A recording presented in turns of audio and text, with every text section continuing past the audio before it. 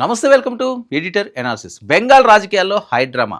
అభిషేక్ బెనర్జీ టార్గెట్గా హత్యాయత్నం. కోల్కతా ఎయిర్పోర్ట్ వద్ద గన్తో దొరికిన వ్యక్తి. అసలు ఏం జరిగింది? ట్విస్టుల మీద ట్విస్టులు, తృణమూల్ ఆరోపణలు, బీజేపీ కౌంటర్లు. బెంగాల్ రాజకీయం ఎప్పుడు ఒక రంగుల సినిమానే, కాకపోతే అక్కడ యాక్షన్ సీన్లు కొంచెం ఎక్కువే ఉంటాయి. ఇప్పుడు కోల్కతా వీధుల్లో మరో పొలిటికల్ థ్రిల్లర్ సినిమాను తలపించే హై డ్రామా నడుస్తుంది.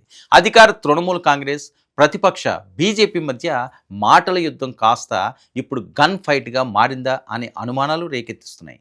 మాజీ ముఖ్యమంత్రి మమతా బెనర్జీ వారసుడు, TMC second in command Abhishek బెనర్జీపై హత్యాయత్నం జరిగిందంటూ సోషల్ మీడియాలో, రాజకీయ వర్గాల్లో ఒక్కసారిగా కలకలం రేగింది. లోడెడ్ గన్తో ఒక వ్యక్తి దొరకడం, అది కూడా అభిషేక్ బెనర్జీ నివాసం దగ్గర, లేక కోల్కతా ఎయిర్పోర్ట్ వెలుపల అనే గందరగోళం నడుస్తుంది. మరి ఈ వ్యవహారం వెనుక ఉన్న అసలు కథ ఏంటి? సోషల్ మీడియా ప్రచారంలో ఉన్న నిజమెంత? ఇప్పటి వరకు ఉన్న తాజా అప్డేట్స్ ఏంటి? ఇప్పుడు డీటెయిల్గా చూద్దాం. బెంగాల్ పాలిటిక్స్ అంటేనే ఒక మైండ్ గేమ్. అక్కడ సీన్ ఎప్పుడు ఎలా మారుతుందో ఎవ్వరూ ఊహించలేరు. సరిగ్గా ఉదయం వేళ సోషల్ మీడియా వేదికగా ఒక వార్త దావాలంగా వ్యాపించింది. తృణమూల్ కాంగ్రెస్ యువనేత అభిషేక్ బెనర్జీ ప్రాణాలకు ముప్పు పొంచి ఉందనే ఆ వార్త సారాంశం. కోల్కతా విమానాశ్రయం వెలుపల అభిషేక్ బెనర్జీని టార్గెట్ చేస్తూ లోడెడ్ గన్తో కాపు కాసిన ఒక వ్యక్తిని స్థానికులు రెడ్ హ్యాండెడ్గా పట్టుకున్నారంటూ సోషల్ మీడియాలో ప్రచారం మొదలైంది. అంతేకాదు, పట్టుబడిన వ్యక్తి బీజేపీ కార్యకర్త అంటూ టీఎంసీ శ్రేణులు సోషల్ మీడియాలో హోరెత్తించాయి. బెంగాల్లో అసలు చట్టం, న్యాయం లేవని, ఇదంతా బీజేపీ నడిపిస్తున్న గూండారాజ్ అంటూ విమర్శల బాణాలు విసిరారు. ఒకవైపు అభిషేక్ నివాసం వెలుపల ఈ ఘటన జరిగిందని కొందరు, లేదు కోల్కతా ఎయిర్పోర్ట్ దగ్గర జరిగిందని మరికొందరు. ఇలా రకరకాల ఊహాగానాలతో కోల్కతా రాజకీయం ఒక్కసారిగా హీటెక్కింది. అయితే ఈ కథ ఎక్కడితో అయిపోలేదు. సినిమాటిక్ ట్విస్టులు ఇప్పుడే మొదలయ్యాయి. ఈ సోషల్ మీడియా ప్రచారంపై రంగంలోకి దిగిన పోలీసులు విచారణ చేపట్టగా అసలు విషయాలు వెలుగులోకి వచ్చాయి. ప్రాథమిక సమాచారం ప్రకారం కోల్కతా విమానాశ్రయం వద్ద భద్రతా సిబ్బంది ఒక వ్యక్తిని అనుమానాస్పదంగా తిరుగుతుండగా గమనించారు.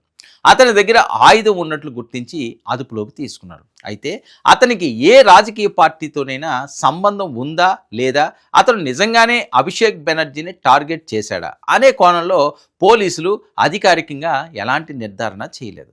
ఈలోపే సోషల్ మీడియా ఫ్యాక్టరీ తన పని తాను కానిచ్చేసింది. దొరికిన వ్యక్తికి బీజేపీ కండువా కప్పేసి అభిషేక్ బెనర్జీపై హత్యాయత్నం అనే రేంజ్లో కథనం అల్లేశారు. బెంగాల్లో ఎన్నికల సమయం నుంచి రెండు పార్టీల మధ్య పచ్చగడ్డి వేస్తే బగ్గుమనేలా ఉంది. మరి ఇలాంటి టైంలో దొరికిన చిన్న క్లూని కూడా పెద్ద పొలిటికల్ అస్త్రంగా మార్చుకోవడంలో నేతలు అస్సలు ఆలస్యం చేయరు కదా. మరి ఈ కేసులోనూ అదే జరిగింది. ఇక తాజా అప్డేట్స్ ప్రకారం చూస్తే ఈ ఘటనపై బీజేపీ నేతలు కూడా తీవ్రంగానే స్పందించారు. అధికార టీఎంసీ కావాలనే తమపై బురద జల్లేందుకు ఇలాంటి తప్పుడు ప్రచారాలు చేస్తుందని కౌంటర్ ఇస్తున్నారు. బెంగాల్లో శాంతి భద్రతలు క్షీణించాయని చెప్పడానికి టీఎంసీ విఫల యత్నాలు చేస్తుందని, ఒకవేళ భద్రతా లోపాలు ఉంటే తీవ్ర చర్యగా పరిగణించి సరిచేసుకునేందుకు రాష్ట్ర ప్రభుత్వం ఎల్లప్పుడూ సిద్ధమని బీజేపీ నేతలు తిప్పికొడుతున్నారు.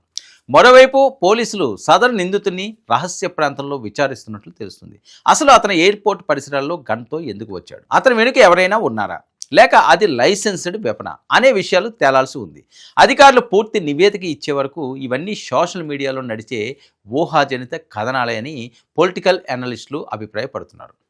మరి డిటెక్టివ్ థ్రిల్లర్ సినిమా స్క్రిప్ట్లో సాగుతున్న ఈ వ్యవహారంలో అసలు నిజాలు బయటకు రావాలంటే పోలీసులు అధికారిక ప్రకటన వచ్చే వరకు ఆగాల్సిందే. సోషల్ మీడియాలో వచ్చే ప్రతి పోస్ట్ను, ప్రతి ఆరోపణను నిజమని నమ్మలేం. రాజకీయ ప్రయోజనాల కోసం ఏ చిన్న ఘటనైనా ఎలా వాడుకుంటారో చెప్పడానికి ఈ ఉదంతమే ఒక ఉదాహరణ. ఈ కేసులో మరిన్ని తాజా అప్డేట్స్ కోసం వేచి చూడాల్సిన అవసరం ఉంది. ఏదైనప్పటికీ కూడా అభిషేక్ బెనర్జీ అవనండి, మమతా బెనర్జీ అవనండి, వాళ్ళకి బ్యాడ్ టైం స్టార్ట్ అయిపోయింది. 15 సంవత్సరాలతో వాళ్ళు రాజకీయ చరిత్ర అంతా కూడా పూర్తిగా అంతమైపోయింది. వాళ్ళు చేసిన పాపాలు ఈరోజు శాపాలుగా వాళ్ళని వెంటాడుతున్నాయి. ఏ క్షణంలోనైనా సరే వాళ్ళకి ముప్పు తప్పదు అనే ఆందోళనలు టీఎంసీ నుంచి వినిపిస్తున్న ఇలాంటి తప్పుడు మనుషులకి ఏదో జరగాలి అని చెప్పి మరికొంతమంది కోరుకుంటున్నారు. ఎవరైనా సేఫ్గా ఉండాలి, ఎవరి మీద దాడులు చేయకూడదు, హత్యలకు ప్రయత్నించకూడదు, రాజకీయాలు కానీ చేయాల్సిన అవసరం ఉంది. మరి ఆ పరిస్థితి బెంగాల్లో కనిపిస్తున్నదంటే ఎప్పట్లో కనిపించే పరిస్థితి కనిపించట్లేదు. చూడాలి రానున్న రోజుల్లో ఈ అంశాలన్నీ కూడా ఎలాంటి టర్న్స్ తీసుకుంటాయన్నది. ఇది ఈనాటి ఎడిటర్ అనాలిసిస్. చేస్తుంటే 19 న్యూస్.